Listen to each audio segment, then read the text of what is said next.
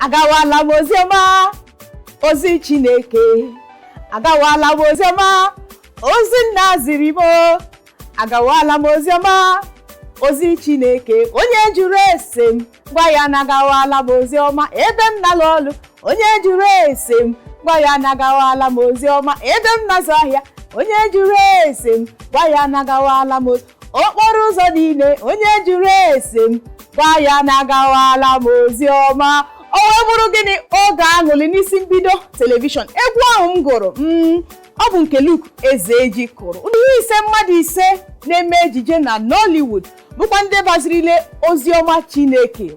Ha sịla gịnị na ha banyego n'ọrụ Chukwu, maka onye na-akọ n'ubi Chukwu na onwe ya a na-akọ n'ubi ya. Ha agawago oziọma bụkwa ozi nke onye ziri ha, ozi nke Chukwu dinyere ha.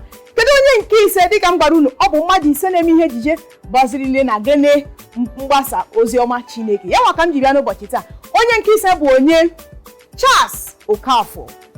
Charles Okafor, ama m na unu ma onye Charles Okafor bụ nke ọma. Ọ bụ nwafọ ala anyị ma ka esi eme ihe ejije. Ịhụghara Charles Okafor na ejije, ị mara na gịnị ejije nke a ga-adị kpọkpọ.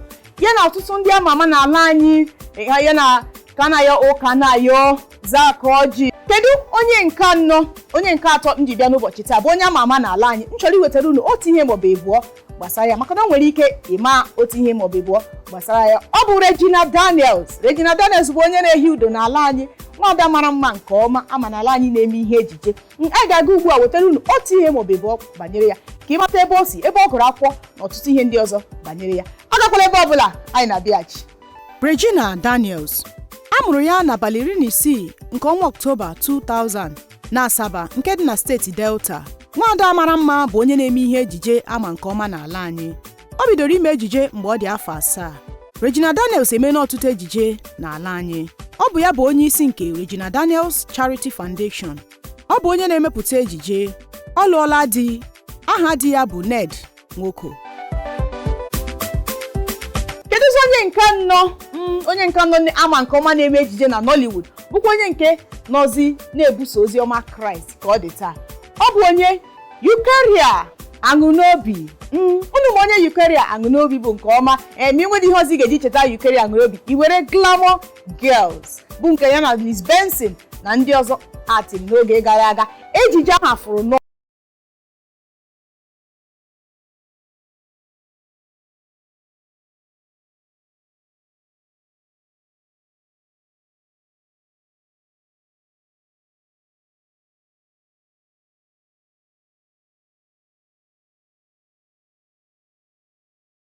Kedu onye nke atọ na-eme ihe ejije ama nke ọma n'ala anyị bụkwa onye nke na-ebusazi oziọma Chukwu ka ọ dị ugbu a?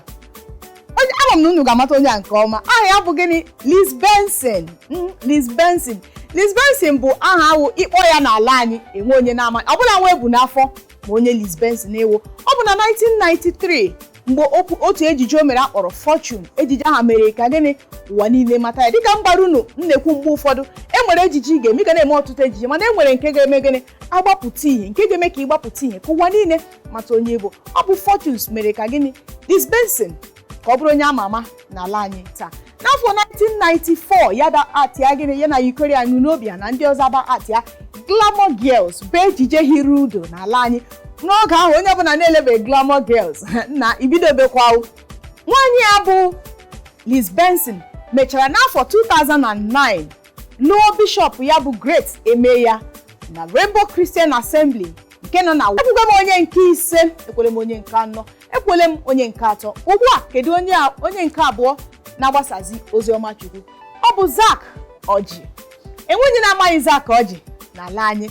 Zakoji n'afọ a nwụrụ ebe niile. Ejije ọbụla Zakoji nọ n'ime ya, ị mara na gịnị ejije a ga-abụ nnọọ na ọ ga-atọgodo ụtọ. Maka gịnị Zakoji bụ ọkaibe. Aka nka ọ na-ewebata n'ejije ya bụ ọpụrụ iche. Zakoji na-arụzi ọrụ Chukwu, ọ na-akọzi n'ubi Chukwu. Ihe gbasara Chukwu na-adị ya mma n'obi. Kedu onye siri ya? O nwere onye siri ya, Bishop Ima Isong. Ya bụ onye siri ya gịnị onye ụkọchukwu si ya mgba na-aga na-agbasa ozi n'ụwa niile.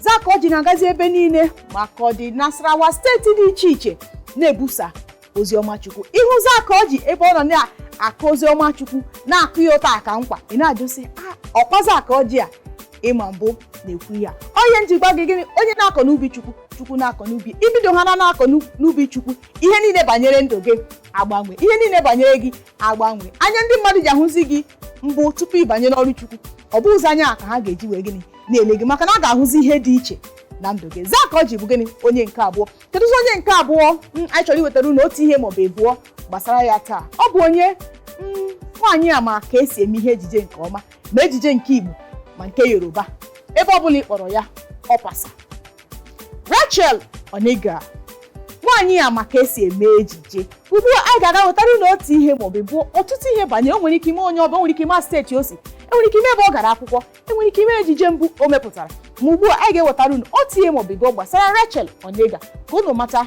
ọtụtụ ihe banyere ya agakwala ebe ọbụla anyị na-alọghachi. Rachel Oniga a mụrụ nwaanyị a n'abalị 23 nke ọnwa Mee 1957 n'Eku nke dị na steeti Delta. Ọ gụrụ akwụkwọ praịmarị na sekọndịrị ya n'Eku otu obodo dị na steeti Delta bụ ebe ọ nọ nweta First School Living Certificate na West African Senior School Certificate ya tupu ya agawa mahadum bụ ebe ọ nọ nweta nzere digrii. Rachel Oniga bidoro ime ejije n'afọ 1993 dịka ọ gbachara alụkwaghịm. Ọ rụburu ọrụ obere oge na Ascolin Nigeria Limited tupu ya eme ejije mbụ ya akpọrọ Onome nakwa ejije mbụ ya o mere n'asụsụ Yoruba akpọrọ Owoblo. A matara ya nke ọma dịka o mechara ejije akpọrọ Memorial Hospital. O mere ejije karịrị 200 n'ọnụọgụgụ. Ha gụnyere Sango, Senator, Memorial Hospital, 30 Days in Atlanta, Kada Rider.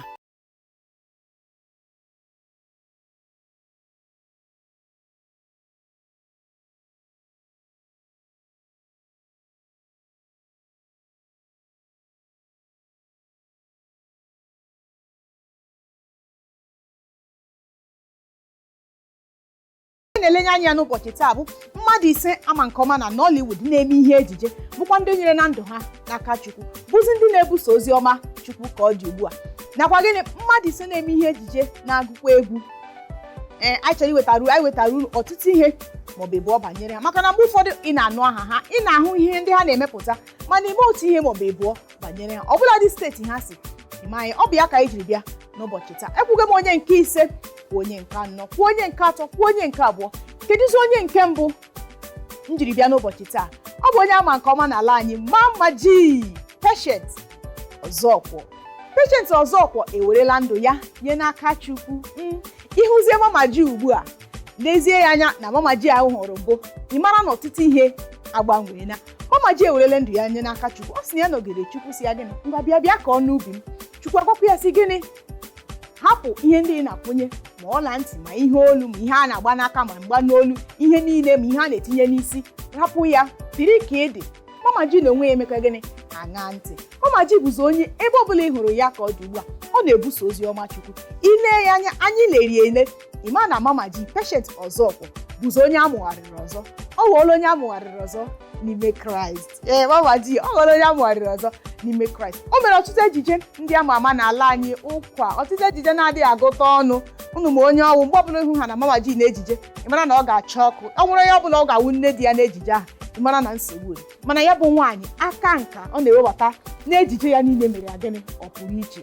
Mmadụ ọ bụ otu ndị na-afụ ọkụ inye ya ejije mee o mechara ya ị na-ajụsi biko amụrụ gị mụ ejije Mmadụ bụzi onye na-eme gịnị na-arụ ọrụ Chineke ugbu a anyị ga-ewetara unu otu ihe maọbụ nke ọzọ banyere nwaada ala anyị na-eme ihe ejije ama nke ọma bụ Rita Dominic enwere ike ọtụtụ n'ime unu ama steeti Rita Dominic isi na-ama ihe gbasara ezinụlọ ya na-ama ọtụtụ ihe banyere Rita Dominic mana ugbu a anyị ga-ewetara unu otu ihe maọbụ abụọ banyere Rita Dominic. Rita Dominic a mụrụ ya n'ezinụlọ watụrụ ọcha nke dị n'okpuru ọchịchị Abombise na steeti Imo n'abalị 12 nke ọnwa Julaị 1975. Nne na nna ya bụ ndị ihe banyere ahụike doro anya. Nna ya bụburu onye dọkịnta n'ebe nne ya bụ nọọsụ. Rita bụ nwa nke nta n'ime ụmụ anọ nne na nna ya mụrụ. Ọ gụrụ akwụkwọ ya na Gọọmenti Kọleji Ikọta Ekwene bụ nke ama nke ọma na Akwa Ibom steeti. Ọ gụrụ akwụkwọ mahadum ya na mahadum Port Harcourt bụ ebe ọ na-enweta ihe nzere na Theatre Arts n'afọ 1999. Ọ bidoro mewe ihe ejije mgbe ọ bụ nwata N'afọ 1998 o mere ejije mbụ ya kpọrọ A Time to Kill. Ọ nwetara ihe nrite nke ndị City People's Award n'afọ 2004. ebe a ka ihe omume anyị nke ụbọchị taa oge aṅụle nke ụbọchị taa ga-abịa na njedebe. Aha nka bụ Nwada Chika Iro, onye wetara unu oge aṅụle nke ụbọchị taa. Enwe ozi nke ị chọrọ izi anyị mgba were ọsọ were ije gaa na Facebook, Twitter na Instagram @isimbido TV zitere anyị ozi makwana gị mee gịnị gị gaa na webụsaịtị anyị bụ na www.isimbido.tv makwa gị kpọtụrụ anyị n'akara ekwentị na-aga n'ihe onyonyo gị. Ugbu a ị ga-aha akara ekwentị na-aga n'ihe onyonyo kpọtụrụ anyị enwe otu ozi ma ọ bụ ị chọrọ izi anyị ọbụladị ihe ndị nke anyị na-enwe ebe a enwe azụ nke ị chọrọ ịtụtere anyị ịgwa anyị isi ndị isi mbido leenụ nke a maọbụ nke a anyị ga-ana gị ntị. Unu emena maka ịnyere anyị n'ụbọchị taa n'ụbọchị nta biko ka anyị chọọ na were nchi gbara ekwensụ ọsọ gbara ihe ọjọọ ọsọ ma na-eme ihe ọma oge niile. Ndewonu.